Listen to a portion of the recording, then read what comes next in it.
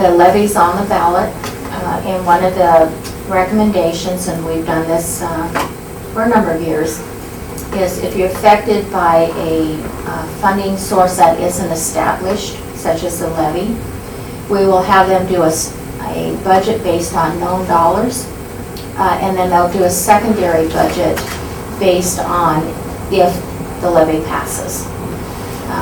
And we found that works best because then if the levy doesn't pass, we're not having to go back and redo.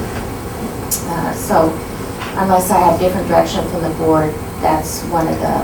Okay, my question on that is that we have not made any determination as to how much money will go to any one of those departments. So our intent was that those departments would themselves determine how that money would be distributed, so to make, as I say, the whole wheel roll. Mm-hmm. So will they be, do we tell them, or will they meet together to decide that before they prepare their budgets?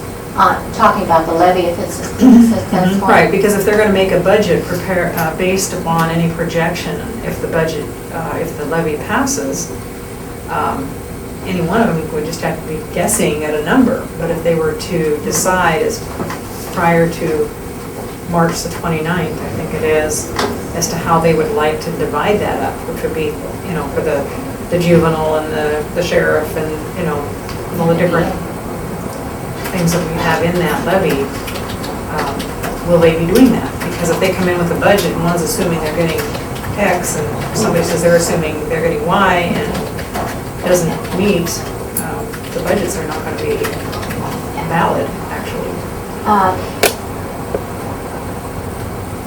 Well, there's no way to put it. We have 2 elected officials and we have the manager. In the past, when we've asked them to meet and kind of come together as to how much of that share of the $1.48 they would receive, typically it doesn't happen.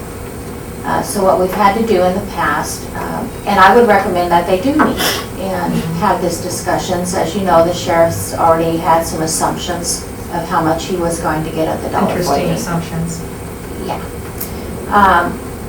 That the boards in the past have designated or requested that they come in with based on whatever percentage, and then from that percentage, then from there they go to what additional needs they have.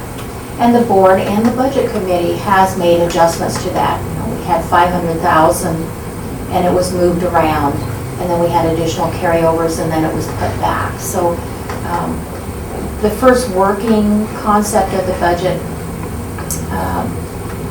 first we need to establish how we're going to delegate the discretionary funds for the monies we do project we will have in the budget.